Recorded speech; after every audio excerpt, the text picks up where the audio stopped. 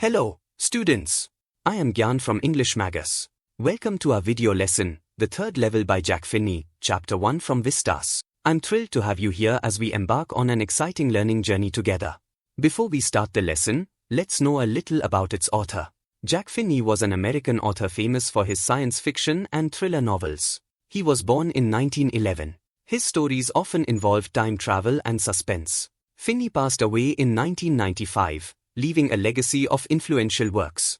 Before we start the detailed explanation, let me give a brief overview of the chapter. The Third Level is a tale of Charley, who discovers a mysterious third level at Grand Central Station. It's a psychological journey exploring the desire to escape modern stress. Charley's adventure reflects his yearning for a simpler past, challenging the boundaries between reality and imagination. Now get ready for the explanation. Before I begin, I would recommend you to pause the video to read the text. Repeat this for every new slide for better results. The story begins with speaker talking about two levels at Grand Central Station. First level from where one could catch trains to other cities, and level 2 from where one could catch subway train to travel within the city. However, the narrator talks about a mysterious third level at Grand Central Station that only he has seen. He even discussed it with a psychiatrist, who suggested it was a dreamlike desire to escape reality because he was unhappy. The psychiatrist thought the speaker wanted to find a simpler, more peaceful time, which was why he imagined this third level existed. The speaker's wife was upset because he wanted to escape the stressful modern world. Even his other friends reasoned with him that he saw the third level because of his stamp collection hobby, which gave him solace. The hobby had been started by his grandfather during calmer times. His friends thought it was his way of avoiding reality. Even President Roosevelt, mentioned for his similar interest, found joy in this simple pastime. Here speaker, Charley is going to explain in detail how he saw the third level. He, a regular 31-year-old man, worked late and took the subway from Grand Central to reach home quickly. Dressed like many others in a tan suit and straw hat, he wasn't looking to escape life, just eager to return to his wife, Louisa.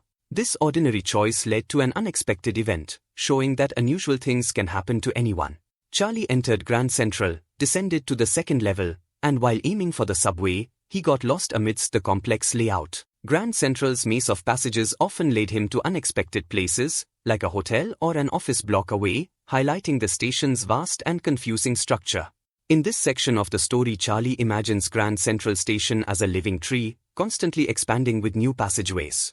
He speculates about undiscovered tunnels stretching towards Times Square and Central Park, symbolizing the station's role as an escape route for many. Yet, he kept these whimsical thoughts from his psychiatrist, suggesting a personal secret or a touch of whimsy in his perspective. Charley walked through a descending, twisting corridor, hearing only his footsteps in the silence. He reached a lively, open area, realizing he was on an unfamiliar level of Grand Central. It seemed old-fashioned, with fewer services, wooden structures, a man in outdated attire, and dim, flickering gaslights, unlike the modern electric ones he knew, creating a scene from a past era. At the third level, Charley noticed old-fashioned details like brass spittoons and gaslights, and people dressed in 1890s fashion, complete with beards and mustaches. A woman's old-fashioned attire and a vintage locomotive confirmed he'd somehow traveled back in time, a realization that dawned on him amidst this setting that seemed straight out of history. In order to confirm he was in the past, he went to a newsstand. There he was amazed by seeing the World newspaper, which had stopped publishing long ago. The date on the newspaper was 11th June 1894. Excitedly, he realized he could buy train tickets from this era's Grand Central to travel across the US with his wife, Louisa. At the third level, Charley wanted to buy 2 tickets, one for himself, and the other for his wife, Louisa, to 1894 Galesburg, a quaint town with large homes and leafy streets. It was a peaceful town of leisurely summer evenings, neighborly chats, and a serene atmosphere, untouched by the wars that would later come. He yearned for this simpler, peaceful past, a stark contrast to his present. Charley requested the clerk to give him 2 tickets for Galesburg. However, when he offered him the money, the clerk didn't recognize it as valid money. Charley understood the situation. He was in the past, and he did not have the 1894-style bills in his pocket. He did not want to be mistaken for a scammer. Charley quickly left to avoid trouble, knowing that being in jail was unpleasant, even back in 1894. Charley came back using the same tunnel. But now he was very excited as he had found the way to go to much more peaceful world of the past. During lunch break, he withdrew almost all his savings, $300, to exchange for old currency. He wanted to go back to 1894 and buy 2 tickets for Galesburg. At a coin dealer, he paid extra to get $200 in old bills, which was fine since things like eggs were much cheaper in 1894, costing just 13 cents a dozen. However, Charley couldn't find the mysterious corridor to the past again, despite searching. His wife, Louisa, was concerned and convinced him to stop finding the third level. Charley reverted to his stamp collection hobby. But then something strange happened that motivated both Charley and Louisa to begin searching for the third level. Charley's friend, Sam, the psychiatrist, vanished, likely to 1894 Galesburg, a place Charley often described to him. This confirmed the third level's existence. This is how Charley came to know about Sam's finding the third level.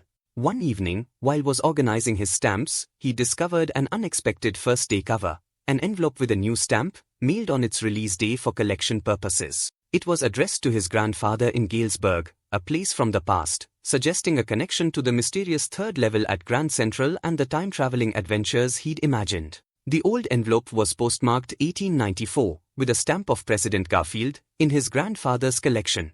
He was surprised because he didn't recall seeing it before.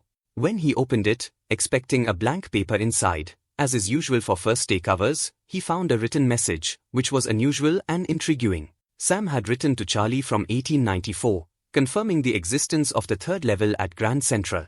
He was enjoying a simpler life there, with music and lemonade, and urged Charley and Louisa to keep searching for this peaceful escape. Sam's contentment suggested it was a journey worth taking. Sam, who was Charley's psychiatrist, had left his modern life behind. He exchanged a large sum for old currency, likely to start a dream business in agriculture in 1894. This suggests he was content with his new life in the past and had no plans to return to his former profession. Because in the past, in 1894 there was no need of psychiatry as the stress-related mental disorders were minimal then. That's it. The chapter is over. Kindly like, share and subscribe if you found the chapter helpful. Thanks for watching.